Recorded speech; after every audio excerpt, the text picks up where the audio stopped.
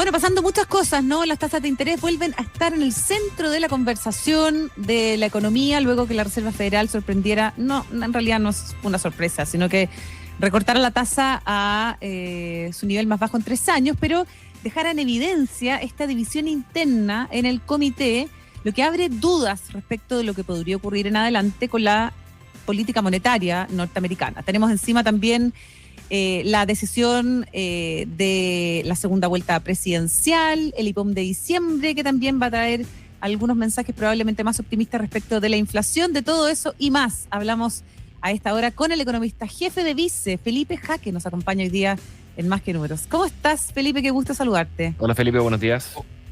Hola Cata, hola Pato, ¿cómo están? Bien. Todo bien por acá. Qué bueno, qué gusto saludarte. Felipe, ¿te sorprendió el mensaje de la FED, esta evidente división que queda más tan expuesta en esta decisión? Pero ya habíamos visto algo de esto en la decisión anterior. Sí. Aparece, si se acuerdan, como eslabón perdido en los dots de la FED, que empieza a señalizar de que apostaría por tasas más bajas, bastante más abajo de lo que tiene el resto de los miembros de la Reserva Federal. Uno puede apostar con la votación que hubo esta semana, quién es ese personaje, y entonces se ha ido ampliando un poquito el rango desde el mínimo al máximo de dónde cree cada uno de estos miembros de la FED debiera estar la tasa de política monetaria en el mediano plazo. Tan Oye, ¿ves bajo a como efecto cerca Trump? del 2%. Sí, dale. ¿Ves un efecto Trump en el posicionamiento de los consejeros, no? Porque Trump ha señalizado por todos los lados que quiere tasas más bajas. Eh, Una opción es que sea efecto Trump y la otra opción es que genuinamente esta sea como un sesgo de selección, se seleccione a economistas que efectivamente están en la misma vereda que Trump, que es que quiere tasas bastante más bajos de lo que típicamente a los modelos, de lo que típicamente habían estado señalizando los otros miembros de la Reserva Federal. Pero sin duda al menos tiene una correlación alta con Trump. Sí, pues, de todas maneras. Bueno, ya se empieza a discutir sobre el sucesor de Jerome Powell. ¿Genera ruido también eso en las futuras decisiones? Hay ruido y otras veces lo hemos comentado, probablemente ese ruido se está colando más bien en las primas por plazo que uno ve en las tasas de mediano y largo plazo en el mercado americano, Ajá. eh, porque de alguna forma, claro, está esta división de dónde creen ellos que debiera aterrizar la tasa política monetaria, pero la duda respecto de cuán autónoma va a ser la Reserva Federal después de que salga Powell, cuánta injerencia va a tener la Casa Blanca o no en lo que vayan decidiendo, al final del día es una prima por riesgo, si Es se un quiere. tema, Eh, totalmente. Sí.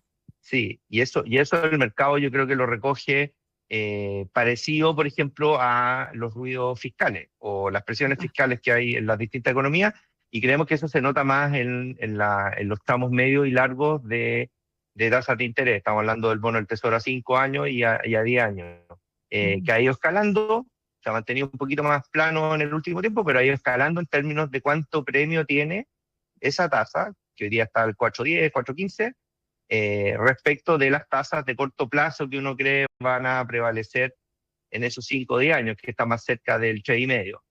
Ese Feli- premio creemos que refleja en parte lo que tú dices, que en el fondo hay un ruido, hay un temor de cuánta injerencia va a tener el Ejecutivo sobre el Banco Central en Estados Unidos. Ah. Felipe, ¿y la baja de la Fed obliga al Banco Central acá en Chile también a bajar? Más que obligarlo, yo creo que alivia un poco. Ahora, yo creo que el componente idiosincrático del tipo de cambio está ayudando aún más al recorte que nosotros esperamos para esta reunión de mediados de mes, eh, que la propia dinámica o el dólar afuera, o las tasas de interés de la Reserva Federal. Piensa que todavía estamos, independiente si hay o no recorte en Chile, todavía estamos a tasas bastante bajas cuando uno las compara con los competidores como Brasil o Colombia, donde finalmente se hace este juego de hacer carry trade, en el fondo endeudarse en la tasa más baja para ir a invertir en la tasa más alta. Ujú. Eh, y esto no cambia con un recorte de 25 puntos base. Entonces, creemos que en realidad lo que más allana al Banco Central hacia un recorte en la reunión de diciembre es la componente tipo cambio, que se dio bastante después de haber tenido presiones por ahí por julio. Sí. Ustedes lo comentaban hace un rato, ya vamos en los 900, en los 915, Sí. comentaban una proyección ahí post segunda vuelta de 900, nuestro escenario base después de la primera vuelta se movió hacia el 900 en el mediano plazo para tipo cambio. También. Así que coincidimos con eso. Y eso te ayuda bastante a que la inflación, sobre todo las sin volátiles, ceda más rápido de lo que pensaba el central en su IPOM de septiembre. Si eso es así, ya hemos tenido un par de datos de IPC que han mostrado que eso efectivamente se está dando. Deberíamos tener mayor espacio para que el Banco Central recorte la tasa.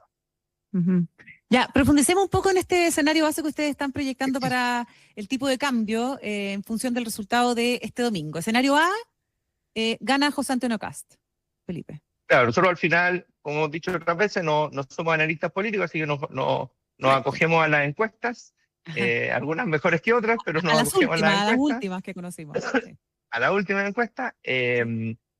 Y cosa curiosa, sí, antes de la primera vuelta, tomando las encuestas también y algunas simulaciones que se habían hecho, si se acuerdan, el Congreso quedaba bastante más inclinado hacia las listas de derecha. Y entonces en ese minuto nosotros dijimos, bueno, si se da el resultado que está en la encuesta, el tipo de cambio efectivamente puede ir a buscar niveles incluso de 850 pesos en el mediano plazo. Dada la agenda que tiene esa lista y dado entonces lo que uno podría esperar en seguridad, permisos y temas tributarios. Como se enredó el tema en el Congreso y se mantuvo en el fondo el resultado de la primaria presidencial y lo que señala para la segunda vuelta, fuimos más cautos. Entonces nos quedamos a mitad de camino de ese escenario en que el tipo de cambio se apreciaba bastante más. Y nos quedamos con un escenario de 900 pesos, que puede ser más optimista, pero va a depender bastante de la negociación política, donde probablemente los temas tributarios sean más enredados con la bancada del Partido de la Gente tomando cierto poder en la negociación. Entonces, Felipe, ya tu escenario que si gana José Antonio Kast, el dólar se va a 900. ¿Qué pasa si gana Jara? El escenario que nosotros construíamos incluso para la primera vuelta, en que se marcaba una preferencia hacia Jara, uno tendería a pensar de que la economía tiene mayor chance de quedarse estancada en la inercia o el status quo que hemos visto en los últimos años. Y eso sabemos que cuesta más o menos, porque después el mercado se va ajustando, hace algunas apuestas de qué puede hacer el central o no, en algunos casos más extremos. Eso le cuesta al tipo de cambio rangos de los 9.50 o incluso más. Y ahí estamos hablando de nuevo de movernos en la parte alta de toda esta historia, que son los 950 hasta los 1.000. Después pasan otras cosas entre medio. Pero probablemente, claro, es un tipo de cambio más estresado. Son activos locales que vuelven a descontar algo. Hoy día, por ejemplo, el otro termómetro que uno mira es el IPSA. El IPSA salió del fango en el que estaba respecto a sus comparables de Asia y América Latina. Estamos a mitad de camino de recuperar valorizaciones parecidas a la historia de los últimos años, a los últimos 10 años.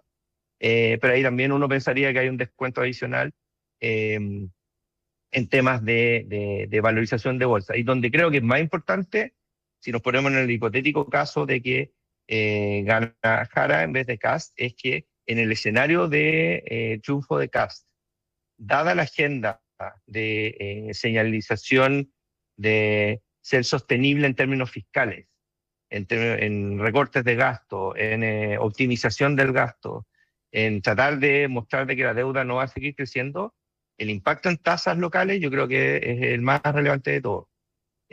Nosotros en un escenario donde el estrés fiscal se mantiene y todas las señales de alerta no se toman en cuenta, apuntábamos a tasas largas en Chile, el bono del fisco a 10 años, el equivalente al Treasury gringo, en rangos del 5,70 o 6%.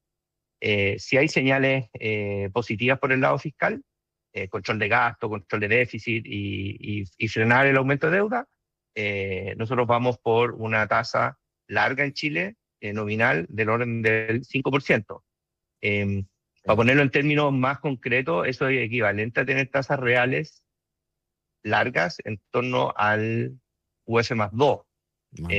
Si lo ponemos más concreto todavía, eso significa ver hipotecas que eventualmente, sin subsidios, sin nada, pueden ir a niveles del UF más 4 o bajo el UF más 4. Porque así es como se va transmitiendo toda esta historia. Claro. Felipe, ¿y ustedes tienen alguna ponderación o alguna sensibilización dependiendo de cuánta holgura pueda tener José Antonio Kast por sobre Jara? ¿Les parece que es un factor relevante para ponerle precio a los activos?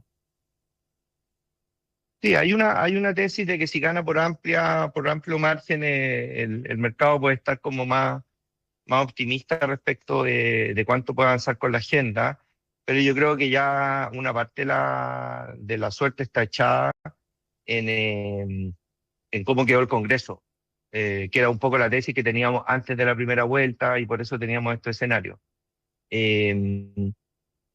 Yo pienso que eso es más de primer orden que la amplitud con la que gane.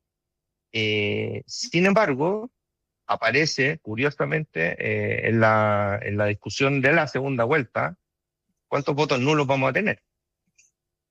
Y eso, de alguna manera, va a tener directa, creemos, relación con cuánto peso político puede autoatribuirse o sentir que tiene el partido de la gente. Que es donde más vemos que se puede dar la negociación, sobre todo en el último eje, que es este eje tributario. Perfecto. Bueno, tenemos IPOM para ya ir cerrando, que se nos vaya el tiempo. ¿Qué mirada hacia el futuro, sobre todo respecto a la inflación, debiese darnos este nuevo informe, el último este año, de política monetaria del Banco Central, Felipe? Sí, buen punto. Uno es que creemos que baja la trayectoria de inflación subyacente esperada, se queda muy arriba en el IPOM de septiembre hasta bien entrado el 2026. Y nosotros pensamos que eso se ajusta a la baja. Segundo, con el, comillas, shock de tipo de cambio que aplicamos, estamos cerrando el año 2026 en otro escenario con una inflación bajo el 3%, un 2,8%. Las encuestas algo se han movido para allá. Es probable que el Central señalice una inflación más baja para el cierre del 2026 de lo que tenía antes, y lo más importante, creemos que valida que la tasa de política monetaria puede ir al rango del 4%. Y eso viene en directa relación con la menor presión cambiaria y sobre la menor presión inflacionaria que debiera estar viendo a lo largo del 2026. Y por supuesto, en términos de crecimiento, es muy probable que apunte incluso a un número por sobre los rangos que venía mostrando hasta hace poco, que era 1,5 hasta 2,5 en el mediano y largo plazo. Nosotros tenemos 2,7. Está en la parte alta de la encuesta, pero es muy probable que el Central se mueva hacia un escenario más optimista en crecimiento el 2026. 26. Más que 2,7, ¿crees tú? Yo creo que el 2,7 tiene que quedar dentro del rango. Estamos hablando que podría ir, sí, podría ir a entre un 2 y un 3, por lo menos. Yo creo que por ahí se puede mover un poco la aguja. Perfecto.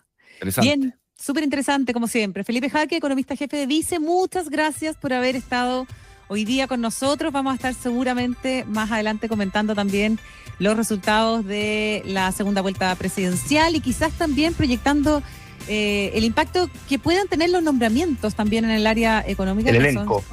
El elenco, exactamente, a los cuales también el mercado es bien sensible. Así que vamos a estar en contacto más adelante. Gracias, Felipe, que te vaya súper bien.